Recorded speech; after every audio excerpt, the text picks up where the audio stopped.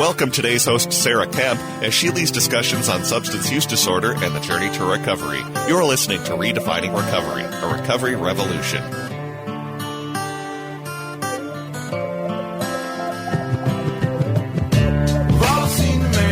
Well, hello, everybody out in listening land. This is Sarah filling in for Miss Caddy. She's out this week doing a Recovery Coach Academy within the Department of Corrections at Moose Lake. So I'm filling in for her this week, and my lovely guest is Brandy Commodore. And who are you? I am a CPRS now. What is a CPRS? A Certified Peer Recovery Specialist. Okay. And I am at Minnesota Recovery Connection. Okay, so today's show is going to be all about Brandy. She's going to share her journey to recovery, how she got to Minnesota Recovery Connection. But before we do all that, I got to do a couple thank yous. So a special thank you to our generous funders, including the Patrick and Amy Butler Foundation, Otto Bremer Trust, the Sauer Family Foundation, the Hardenberg Foundation, alongside our other funders, corporate and individual contributors that help make this podcast series available to the public. And we also want to thank you for if you're an individual donor or if you volunteer with us. Either way that you help out Minnesota Recovery Connection, we thank you for your time and your money. And then also for those that don't know, September is Recovery Month, and we're also known for our Walk for Recovery.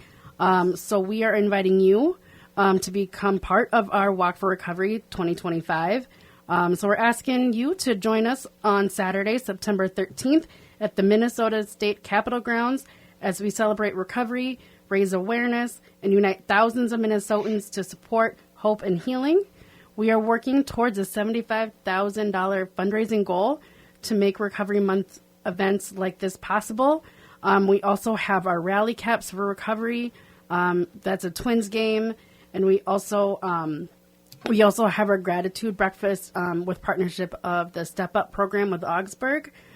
So right now you can get discounted Rally Caps tickets and full information on the event at minnesotarecovery.org/twins.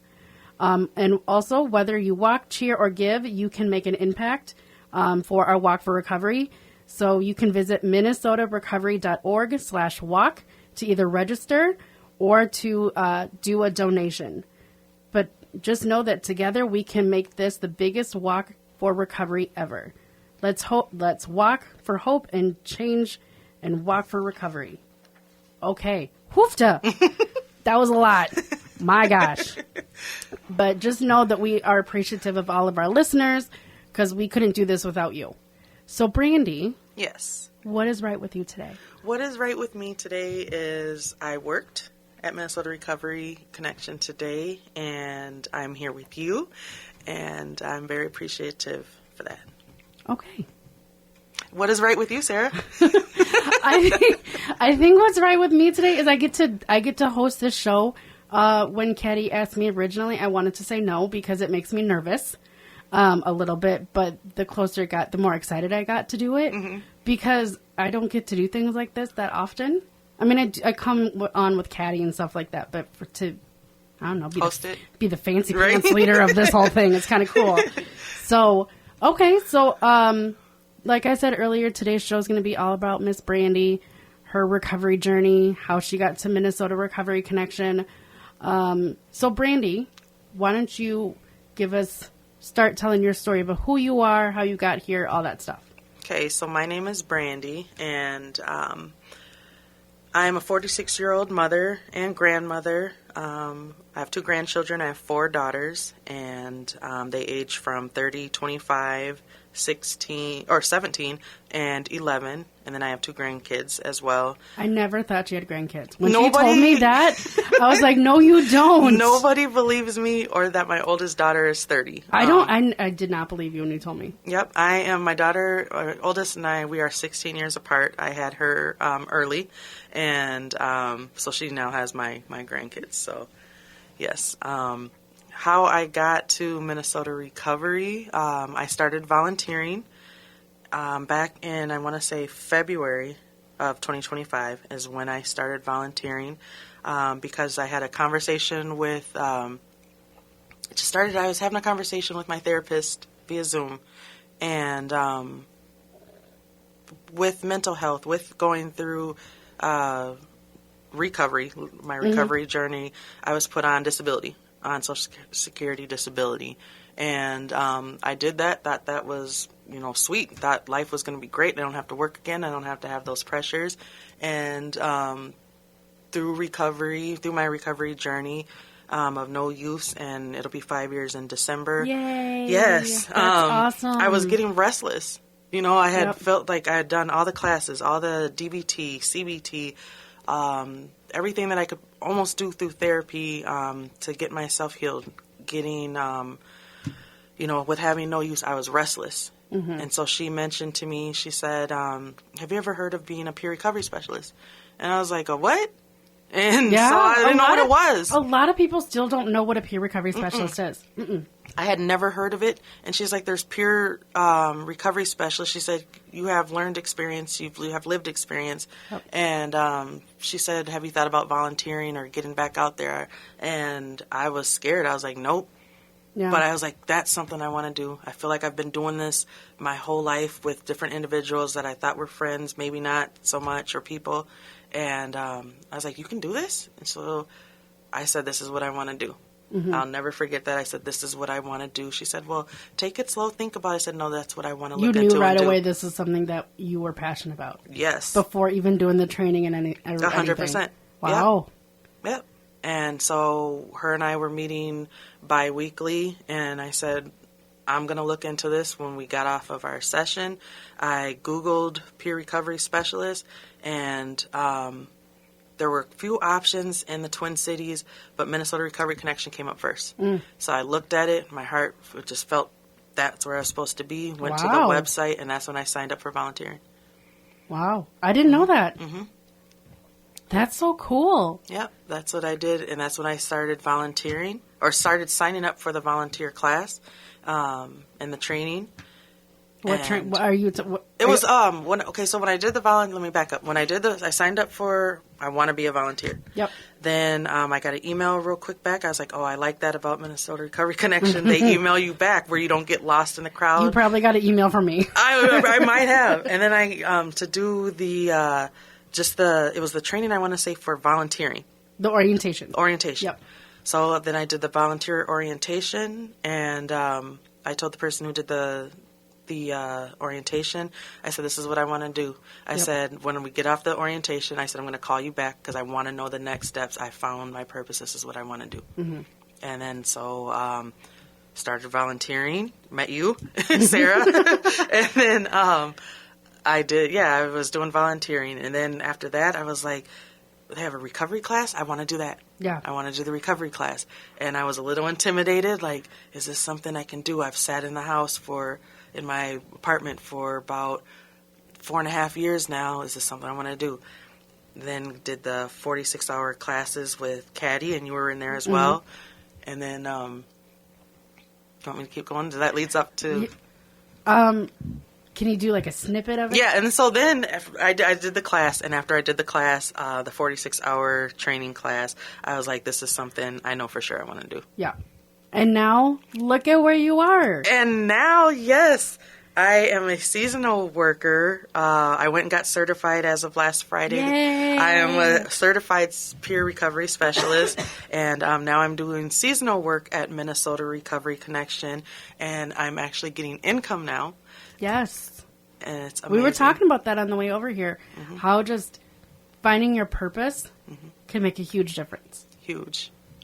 So I'm so happy for you. Thank you. I know I'm so happy too. It's a huge blessing for me and my children, and for me, because what I do reflects on my kids. So. Right. And you were talking about on the way over here that they've seen you change since you started getting involved. Yes. And that's cool. Because they're seeing a mom that's happy and has purpose. Yes, extremely. So, awesome. Well, we're going to go to break. And when we come back, we'll hear more about Brandy. Thanks for listening.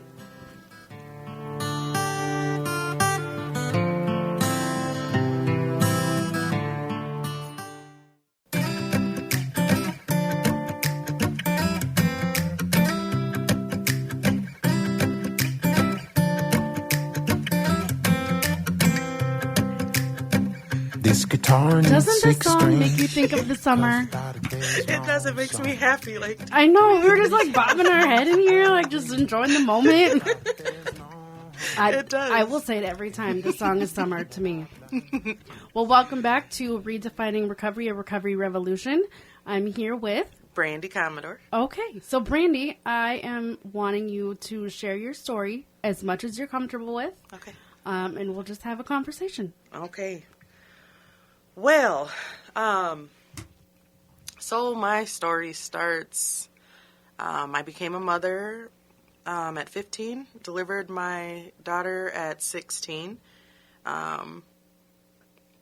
and I didn't start getting into use until I was, I would say 18. Okay. And I'm 46 now, so I was 18, and how that started, what that looked like, was back in the 90s, it was more common to smoke weed. Marijuana was kind of how we started, or we had these things that were called house parties, where it could be These in some things right? like house parties don't happen anymore. No, look, they were house parties in the basement. Oh my god! They were house parties in the basement. See, sometimes the 90s people make it sound like it's so far away, but we had house parties where it was like a Friday night, Saturday night, a friend's basement, with the red light bulb on or the blue light bulb on, right? We had boom boxes, and, you know, the music was going, and there was still breakdancing kind of back then, and so it was a house party. And my friends and I at the time, we were there, and weed was being smoked in the air, and we thought we were cool. Yeah. And we took a hit from the weed and got goofy, and I thought that's what it was about cracking up, laughing, like, okay, probably this is relaxing. Relaxing. Yep. We danced. We thought it brought us. I thought it brought it out of my shell, and was comfortable, and that was it for the night. And I think they had kegs of beer then. We took a sip. I didn't want a sip, but we did because we thought that was cool. And after the night was over, we'd go back home, and that was pretty much it. So I thought. Sure. And then... that's usually how it starts. Right. So we thought, like, okay, this is nothing. And, you know, a couple days later, like, we thought it was, you know, it passed. Like, oh, so we only do these things on the weekends. All right. Yep. So as of my use of 18, I was on my own, and I was on my own with my daughter. And my daughter's father was a blessing. He stayed around and would take her on the weekends. I didn't know anything about relationships. I didn't know how to make that stuff work. Yep. And so you could go to your house parties. Right. So I went to my house parties while he had my daughter at his place, and then I had my place. And it gradually went into knowing somebody that worked at a bar or club. And though we weren't 21, I always held myself more mature than they thought. So it was one of those things that if, you know, don't make a scene, don't do anything, but we'll let you guys in. So we were getting into underage clubs and bars. Wow. Mm-hmm. Yep. And I'm sure in the 90s it was easier. It was so much easier. Than trying to do it now, per se. But I mean, my boyfriend and I were even talking about this on our way home from International Falls on Tuesday, about how, like, he had to drive his dad home drunk at 12. He was, and nowadays you can't do that. And so I imagine trying to get. I mean, I know you were 18, but still, you can get in and do. You got away with doing things you shouldn't be doing. Yes, so easily. Yep. And the bouncers knew, and how we would get in. We didn't even have to show ID. They had at the bar, it's no longer around now, but the club, they would stamp your hand. Yep. Well, one person would go in who was older. We'd look at the stamp on their hand, go take an ink pen and write the happy or whatever they would say on it, write it, smudge it in, don't get in trouble. Oh my gosh. And we'd show it past the bouncer, and we got in every Friday, Saturday for too many weekends. Yep. We got in. And that's how it started. Fun. Then it became fun. And then, We were seeing things. I was seeing things. I'll speak for myself. I was seeing things that I did not need to be seen. I don't think anybody should be seen, but we were going to the bars and getting as many drinks as we wanted, and then not proud of this, but then getting in the behind the wheel to return back home because the alcohol was lying to us, like, you drive better, you're more alert, because we didn't want to get pulled over or go to jail. So we're more conscious, and by the grace of God, we got. I was able to get home and get us home without hurting anybody. And that's the scary thing about substance use disorder, is that it lies to you. Big time. And there were many times that I shouldn't have driven, and I did when I was in my active use, and it's crazy scary. Crazy what scary. It does. Yes. And so that went on for, I was 18. That went on until the 21 hit. By the time 21 hit, and then golden birthday, so I was 20. My birthday was on the 21st. Then I was 21, so then that means that you're supposed to extra party because it's your golden birthday. And I wasn't really into drinking, but I knew that when we were supposed to go to the clubs. So when we went to the clubs, those were big in downtown Minneapolis. We'd go to the clubs on the weekend and just drink. And then the bartenders and guys were buying us more drinks and stuff like that. And then we were drinking. But drinking still wasn't really my thing. I just knew it took me out of my shell, and I would dance, or I was more vocal. Sure. Yep. But it made you feel like you could be you. I could be me. Yes, and definitely. And if you haven't had that before, which I never did. And that's the scary thing about this whole thing of substance use, is that it can bring you out of your shell and make you think you're doing better.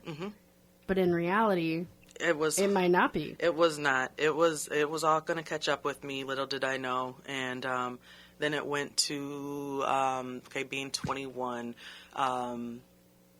Meeting my 25-year-old daughter, meeting her father. He was 5 years older than me. Now we're hanging with the older crowd, and they're smoking weed. Weed was the big thing to do, smoking weed. I'm like, all right, this is okay. I guess this is what we're doing now. But I don't like always being hungry, and I was still new to it. So I'm like, is this all it's about? It's just about being hungry and go out, just being slow, that's what we did. So did that. Didn't really like it. That was still kind of like a weekend thing. I was still getting up. I had my apartment, so I was still getting up, going to work. I was still handling my business. I was still taking care of my oldest. She was going to her dad's on the weekends. Then I get pregnant with my second daughter, and he and I didn't work out, but I knew that I didn't want to be in these relationships. I was too young to be in my first relationship. He was the love of my life. First relationship, wanted to be with him, didn't know how to. Second relationship, I didn't want to be with him, but, we tried to stay together for my second daughter, didn't work out. And then after that, turned into... This is where the real spiral happened, was because I didn't know who I was. I didn't feel sure of myself. Now I'm doing weed. Now I'm going to do this drinking thing. But then I've still got to be a mom. I wanted to be a mom. I knew I wanted to be a mom. I wanted to be responsible. Trying to figure that out. Still figure out myself. What am I supposed to be doing? Well, that's a lot at a young age. Yeah. That's a lot to Life try to started figure at 16. out. Yeah. I mean, that's... When I was 16, I was learning how to drive. Right. And you know what I mean? Like that... stereotypical 16 life. That's what I went to school, learning how to drive, hung out with friends, watched TV, and you know what I mean? And you're trying to be a mom. Working jobs, paying bills, paying rent, trying to figure out vehicles and what relationship looks like, society. How do you have 2 kids? Why aren't you married? But I knew something no, I had a little bit more for myself. No, he's not who I want to be with. But then mental abusive relationships started coming in. And then not feeling what love was supposed to be, and then figuring out what love is supposed to be. What love meant. Because if you didn't know, how do you know that, being in an abusive relationship is an abusive relationship in the moment? Right. Like, how do you know that? You don't. So then did you stay? I stayed from, we were together for about 2 years, Okay. off and on. And then I had my second daughter in the year 2000. So, and then after that, in the year 2000 is when the abuse started happening with him. He was older and was doing a lot of things to me that I thought I was supposed to take and didn't realize it. And then when he finally left me and moved on, broke my heart, I wanted to numb that because I thought I thought what love was, that I loved you. How are you going to leave me? Yep. I loved you. Yep. So then it became into it started becoming into weed. And then it became, I left my apartment, and then I moved back in temporarily with my mom. And so my mom was helping me watch my younger two kids. And, but she was still letting us go out. And my mom was supplying weed, you know what I mean? So I had the weed. My mom wasn't really into drinking, but she was supplying the weed, and she was my babysitter. So then that's when, And so we didn't have a close relationship, but that's how it started. Yep. And, so then it was going out, and the next biggest thing we tried was ecstasy came in. And boy. So weed. Oh boy. Because weed. That's a thing all on its own. I've done it. I dabbled in it. It is. And my friend and I, my new friend at this time, we were more so like, we're only going to do weed. We'll never do that. How do people do these things? What is that? We'll never. We always say, weed, never. Me, I personally believe that weed was my gateway to these other things. Okay. But I wasn't getting the feelings that I didn't want to be at my mom's. My heart was broken. I was trying to find myself. Didn't understand a lot of stuff. So then we ran into a person at one of the clubs who told us what ecstasy pills were.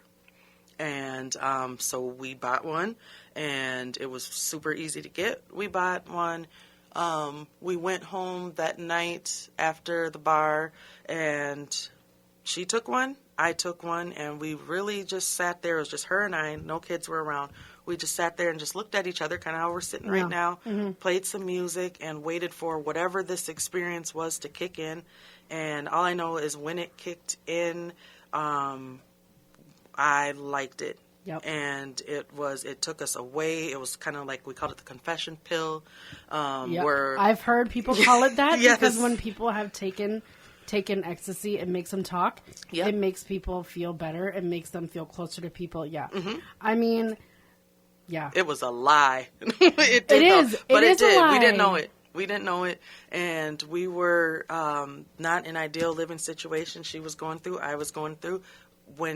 So for the first night, we stayed up for probably like a good 24 hours just talking, smoking weed. Now we're smoking way more weed. We're spending all of our money, but we're drinking. We're not feeling the effects of that.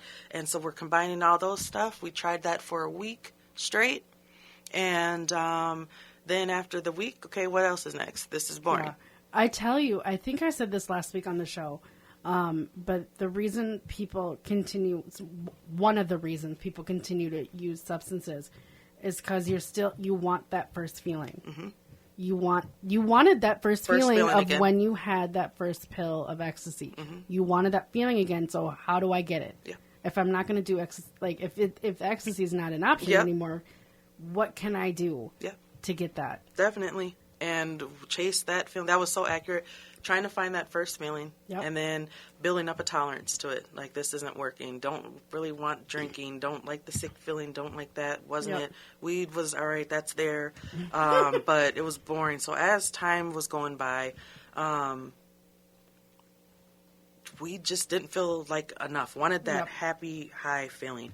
So later down the line, it gets into, like I said, I always worked. Yep. So I kept a job, and I always, for the most part, kept a place. And then we ended up, my kids and I don't remember the exact details on how, but somewhere in the use, wasn't getting along with Mom. And Mom's house was kind of a pit stop, wasn't happy there, didn't want to raise my younger two kids there. Get in place again, find a new relationship. So it was multiple relationships down the line that I wasn't proud of, but got with. But I did know that, like, if you talk to me a certain way or if you start trying to abuse me, I'm not supposed to be in that. Yep. So you got to go. So then in saying that, then sometimes when you put these guys out, then there's no more financial help, you know. And so my kids and I ended up in a shelter. The first time we went to a shelter, that was extremely traumatizing, but there was no use in the shelter. I had that part of it, like, no, I want to keep a roof over our head. I'm going to do whatever we have to get us back in a place, so I'm not going to you went into mom mode almost. Mom mode, yep. Mom mode still was there. So that leads up to about 2008, so we're in the shelter. 2007, I met my ex-husband, and that was a situation to where was just didn't want to be in that relationship either, but was lonely, looking for whatever love was, and didn't want to feel feelings. Yeah, that's usually what it. Didn't want to feel feelings. You just don't want to feel nothing. No, I get it. Didn't want to drink, but weed was still a big thing, and you could go to the corner store, get something to drink, buy some weed on your way out. It was everywhere. I mean, it's a one-stop shop. It was a one-stop shop. Buy your munchies, get weed. Wow. Well, there you go. Yep. So met my ex. Was now my ex-husband, and he was selling weed. Hey, do you smoke? You want to smoke? Okay, sure. Living dangerously. So we sit and we smoked, and hey, you don't like your life? You're not happy with yours. I think we're high. I think we like each other a lot. I think we do. This is starting to be a weekly or a daily thing. After you get off work, after I get off work, let's roll up one. Let's talk. We feel like this is expanding our minds. And now we don't know if we love each other, but we think we do because we're used to this routine. Yeah. And or you're being lied to again. And we're being lied to again, right? This drug is lying to us. I tell you, I think the main takeaway is that you've been through a lot because you're trying to figure out what love is, what a healthy relationship looks like. You had to grow up quickly because you had your two daughters at 16 and 7. It's about 16 and like 20 something. Yeah. I mean, that's young. Yeah. And so you're trying to figure out this: who am I? How do I be a mom? You're not wanting to feel anything because of whatever. So you've been through a lot. And but the thing is, it was like I didn't have any direction. I had people always telling me, like my mom, don't do this, don't do that, but not why. Why shouldn't I do this? But you're doing it. But why? But why can't I do it if why you're going to can't be doing I? This? Yeah. Right. Yep. You've lived the same life I have, but why won't you give me answers? And so if you weren't going to tell me why, I was going to go figure it out on my own. Yep. And sometimes that's how, at least for me, that's how I learn best. Yeah. Like I knew I shouldn't have. Hands-on. I mean, it is hands-on.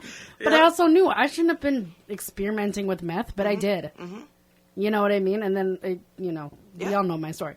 But, I mean, if you're not going to tell me why I can't do something, I'm going to go figure it out. Yep. So I learned for myself. And my dad, the times that he was in my life, he told me that I was grown at 16 because I was a mother. I was grown. So there's no help from him. I had to figure it out. So that's what I did. I went to the streets to figure it out and found what I thought was love in the wrong places. And then got pregnant again, but we thought we were supposed to do it correctly by at least getting married. So we didn't really know each other, but okay, now I'm pregnant, so we got married in 2007. Had my daughter in 2000, my third daughter now in 2008. But I'm like, oh, we're family, we're doing this right. Yeah. He was probably about 12 years younger than me, and he didn't experience life. We were just, now I look back at it like we didn't know nothing from nothing, and sometimes that's how it happens. And you just gotta. We tried. It didn't. We didn't work. We were separated by. We got married June 13th of 2007. We were separated. I want to say by the end of that summer, but I was pregnant, and then we had a place. We were separated. Then it was the shelter stuff. Then it was finding a place. It was going back, and but nobody still told us anything. Had my daughter prematurely. Had her 2 months early. And, but she made it. She was very strong. She made it. Yep. She's 17 now. And, we were separated. I finally got divorced in 2016. Wow. From him, like, what are we doing? We're not even together. You don't, so. Yeah.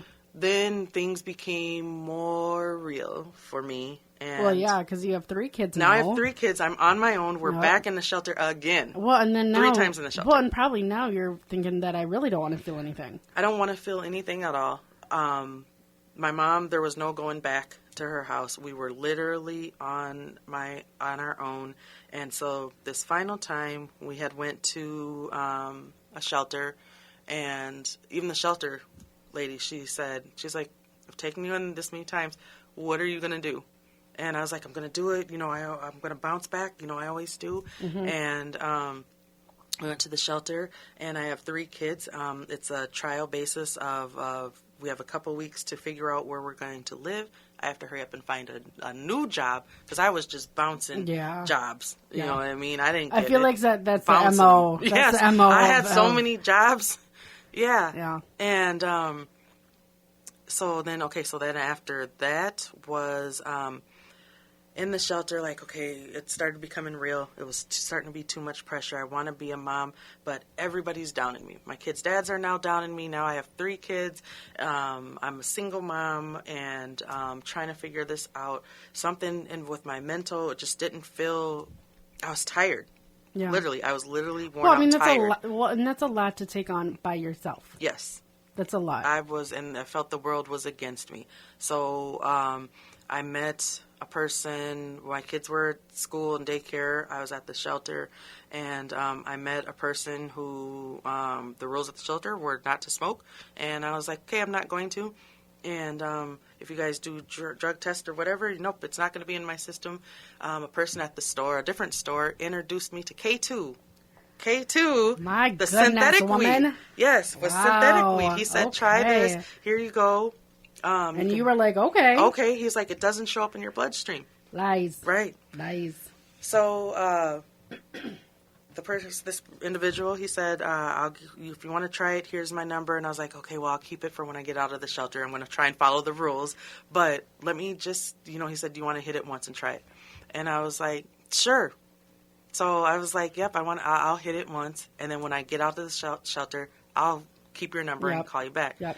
I don't remember too much after that. I remember hitting it once, taking a puff off of it once. And I remember thinking that I saw the devil himself because I was... hallucination. Yes, I was hallucination instantly. That's what I heard about. That's what I've heard about K2. Instantly. Yeah. And thank you. I asked him, can you please call, or I said, I need to get to a hospital. He starts panicking. I remember that part saying, no, I can't take you to a hospital. And I was fading. I knew I was fading away. Something was wrong. My life was flashing literally before my eyes. I knew I had to still get back to my kids. All these thoughts were going through my head. Long story short, he was pulled over to a dumpster in South Minneapolis because he was going to get ready and throw me in the dumpster. What? Mm-hmm. He was going to get ready and throw me in the dumpster. He pulled up to it, and I said, no, just leave me out here. Just leave me. I'll get there. He was going to throw me in the dumpster. And dang. Mm-hmm. And that's messed up. I was praying in my head, like, Lord, please, if you get me out of this, I swear I'm done. This is it. And the guy got a call on his phone and threw me out the car, didn't put me in the dumpster. And I remember, by the grace of God, literally, that I was able to get up and slowly start walking to get to the Metro Transit, to get back to the shelter, bypassed everybody at the shelter desk, got back to the room at the shelter, laid down for a little bit. But I knew I still had to get my kids. Yep. Got my kids. Never tried that again. And never heard from him. Felt horrible. That made me feel worse. Get out of the shelter. Speeding it up a little bit. Get out of the shelter. Now in my own place by myself. Have not dealt with any of my issues. My issues are now piling up. But I think I've got it. Because I'm just in mom mode. And that's good. I mean, the thing is that you figured out that you needed to be a mom. Yep, I still wanted to be a mom and not to show them any of that. And so now we moved to St. So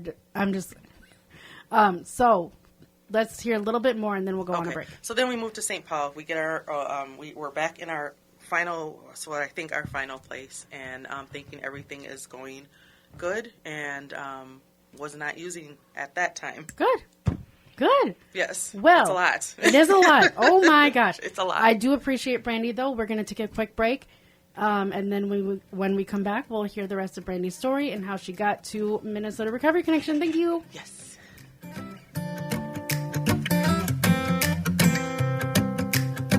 This guitar needs 6 strings, 'cause without it there's no...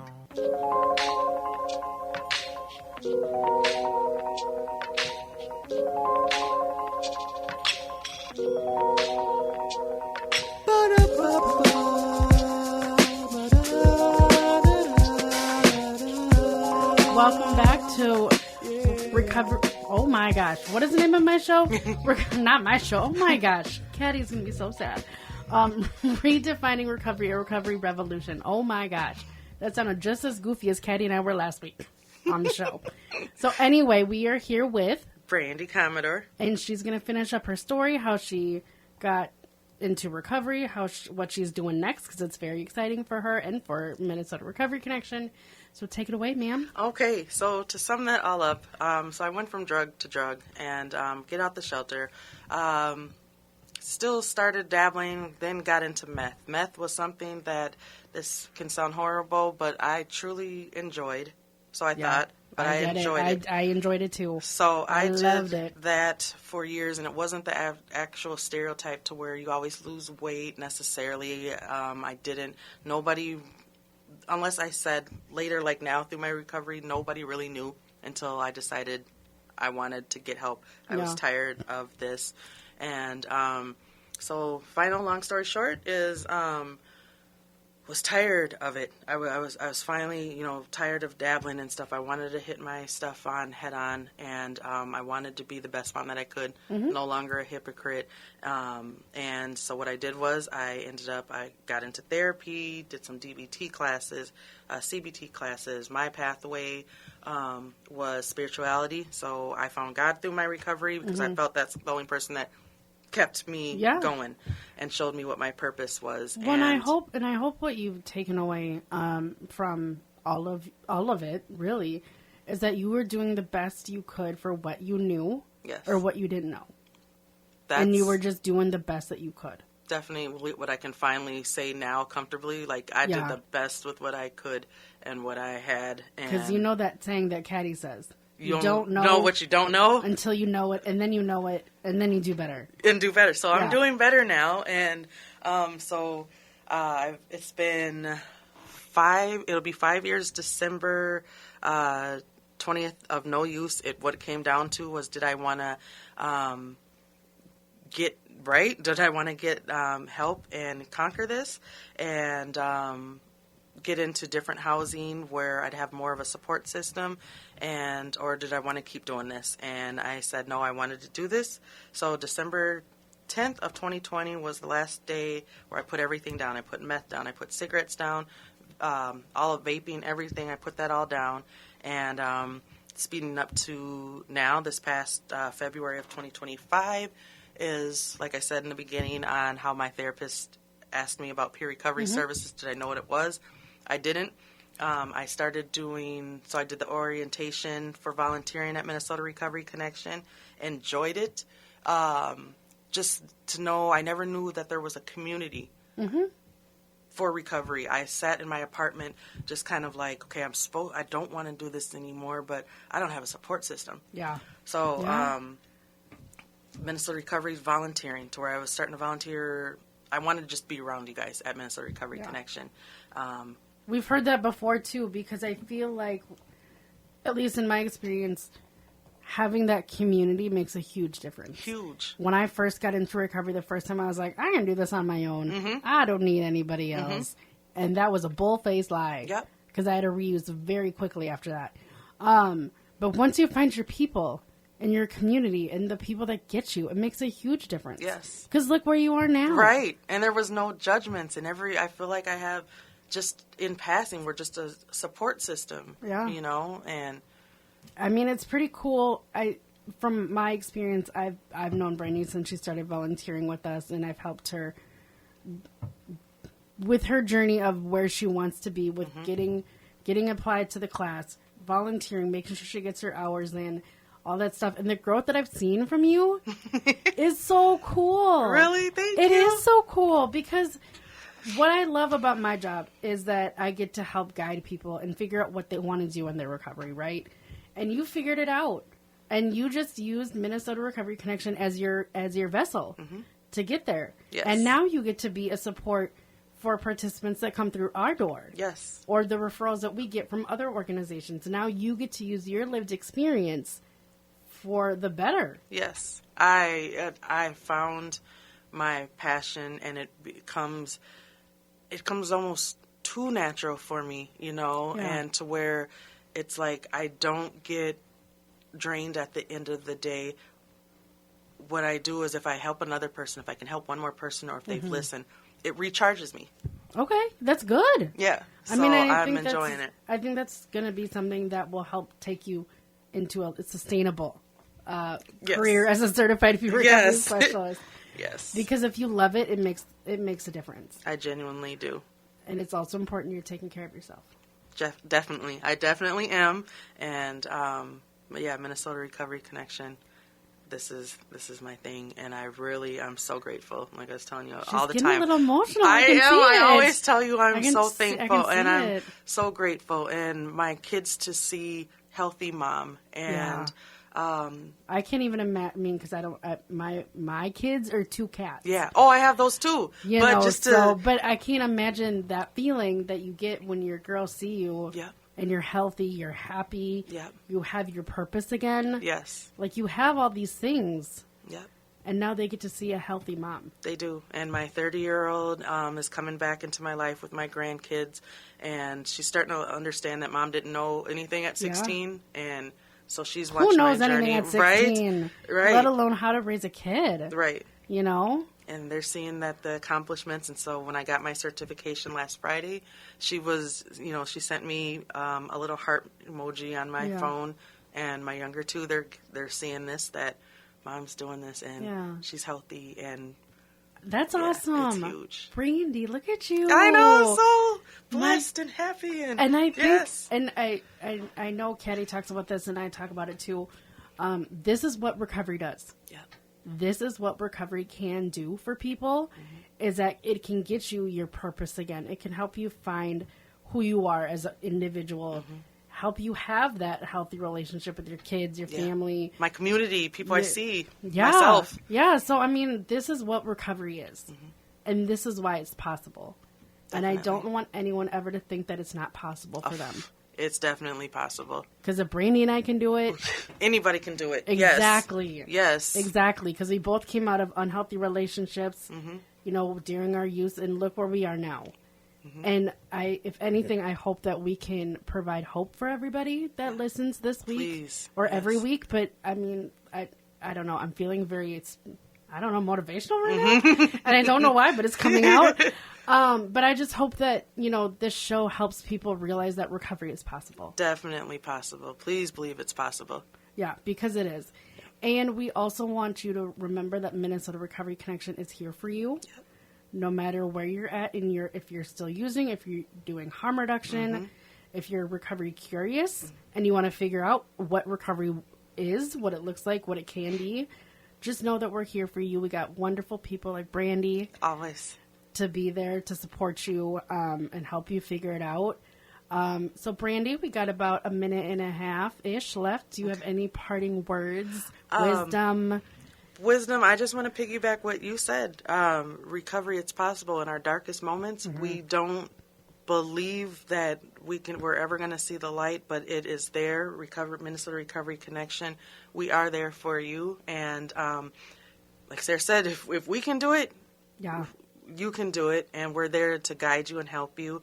And this has brought me to somewhere I never thought I'd be, from volunteer to seasonal positions, and then now in September I'll be a housing navigator at Minnesota. Heading home, Heading Home at Minnesota Recovery Connection. And she's going to help people find housing. Yes, that's a passion of mine too. And she got to be on the radio today, everybody. So thank you for listening to me. That's so cool for her.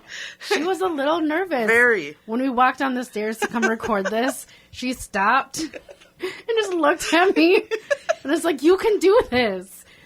this recovery makes you do hard things, It Brandy. does. And look where you are. Yes. So, Yes, I is want awesome. to thank everybody for listening this week. And next week, Caddy will be back, so you'll have your regular host. Have a good weekend. Goodbye.